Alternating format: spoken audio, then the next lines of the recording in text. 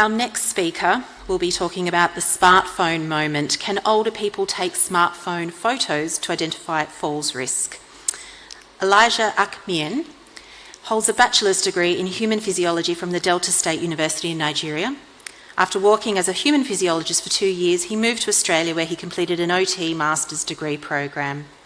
The focus of his postgraduate research was the use of smartphone technology by community-dwelling older people to identify falls risks. His work aimed to limit costs associated with OT home visits by evaluating photos, videos taken by community-dwelling older people to identify falls risk. His career goal is to work in community rehabilitation, assisting older people to remain in the community and live meaningful lives. Welcome, Elijah.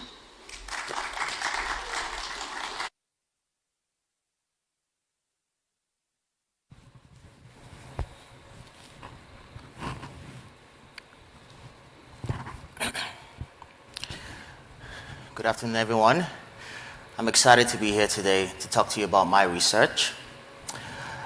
But first, I would like to acknowledge the contributions of my research supervisor, Professor Susan Brandis, and also the contributions of Marco Leon. But more importantly, I'd like to acknowledge the participants who volunteered their time and effort to make this research possible. By the end of this presentation, I trust you have an understanding of the background to my research, the research question, methods, results, conclusion, discussion, and conclusion. Now, when leaves blossom, we call it springtime. But when they fall to the ground, we call it falls. However, when an older person experiences a fall, what do we call that? We call that an accident. The World Health Organization defines a fall as an event that involves a person coming unintentionally to the ground or other lower surface area. As you all know, falls in older people results in higher rates of mortality and serious injury. Most of these falls occur in the homes of older people. Now, one of the ways that occupational therapists prevent these falls in the homes of older people is by conducting home visits. However, it is not always feasible to conduct home visits due to cost, time of travel, remote distances, and just recently, COVID-related lockdowns. In the midst of these barriers and concerns, telehealth and technology hold a world of opportunity. But how can we channel these opportunities specifically into falls prevention? I'm glad you asked, because that brings me to my research question. Is smartphone photography effective in identifying falls risk factors in the home of community-dwelling older people? My specific research questions were around finding out if older people could take smartphone photos and videos of their homes and submit them via email according to prescribed guidelines.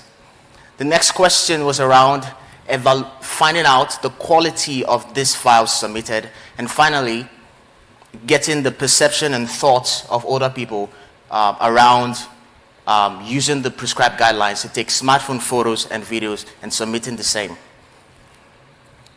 My study adopted an observational cross-sectional approach. I'll talk about the inclusion criteria in the next slide. The resources that we used were a smartphone photo and video taking guideline to describe to older people how to take smartphone photos and videos and submit them to the research team. A participant questionnaire was used to gather the demographics of our population sample, and a modified assessment tool was used to evaluate the files, that is the smartphone photos and videos that were submitted.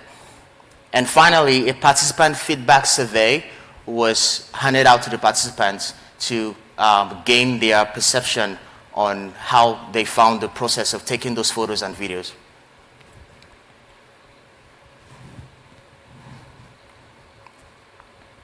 Now, participants who were aged 50 years and older, lived in Australia, could give informed consent, and had access to a smartphone were eligible for this study. Now, on the screen is a snapshot of the smartphone photo and video taking guideline. As you can see, we used a lot of visual prompts to explain thoroughly the process from where to find a camera icon on an iPhone or an Android phone, how to position the smartphone to take a landscape or portrait photo or video, and even how to submit these files via email. A participant questionnaire was used to gather the demographics of our population sample, and an open-ended feedback survey was used to get their perception on how they found the process of using and following the prescribed guidelines.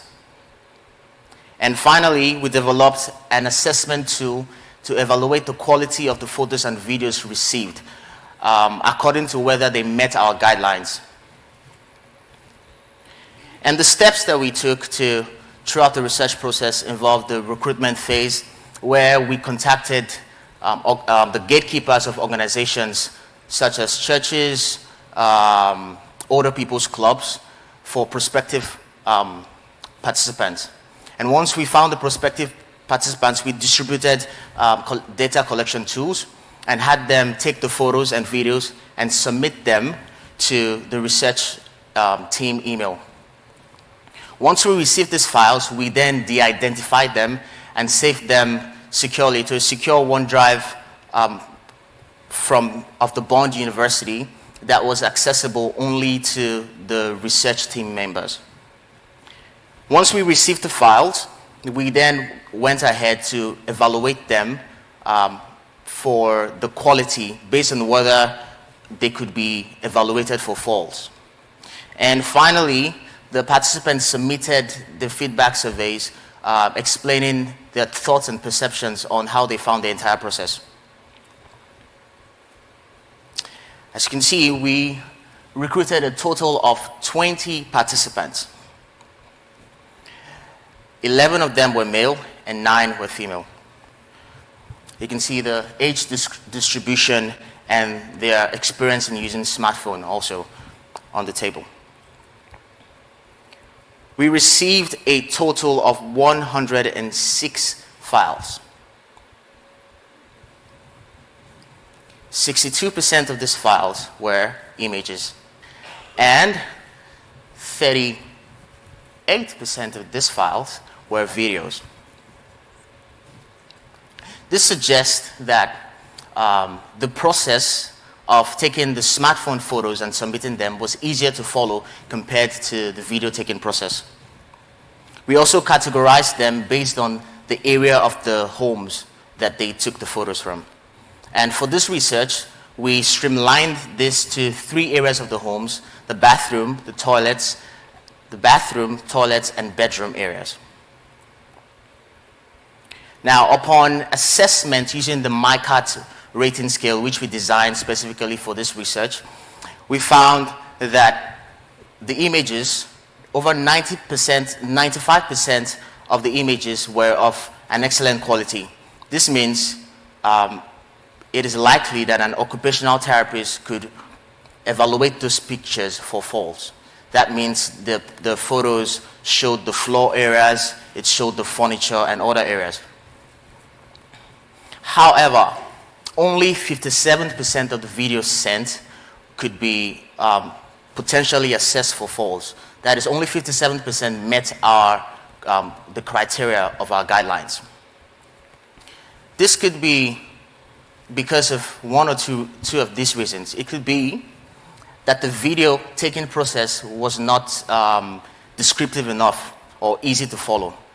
Or it could be that the process of submitting them by email was not feasible.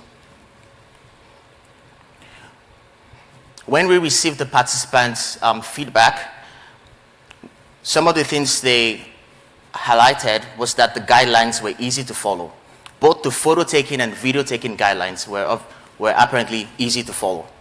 However, they shared their concerns about submitting the videos because they were too large to send, and so some of them had to reduce the size, which also reduced the quality of the videos, which explains why the quality of the videos sent were primarily very low.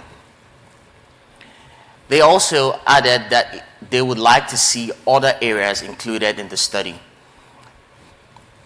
And finally, most participants did not oppose to taking photos and smartphones of their homes.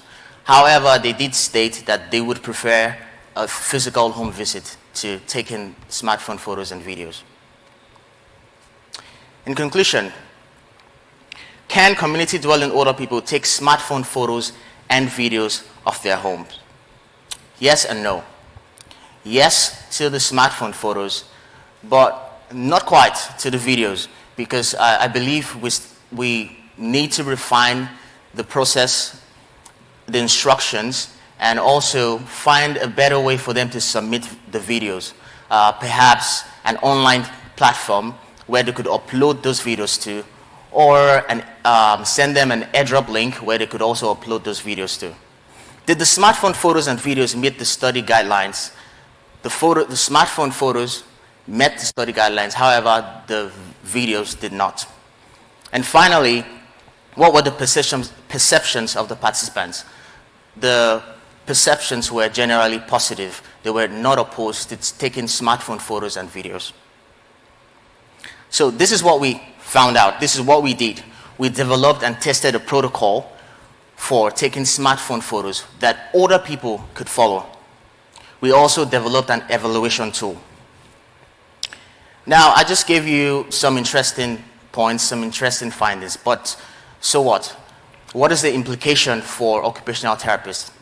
Apart from being a potential tool for falls prevention among older people staying in their homes, it is also a useful tool to help with initial planning and discharge planning. Now, we understand that most initial assessments in the hospital involves the patients describing their home environment to the therapist. However, when backed up with some photographs, it will better aid the therapist or clinician to make safe discharges. It will cut down cost, save time, and it is usable by most ages. If an older person can use this protocol, I'm sure you can. Thanks.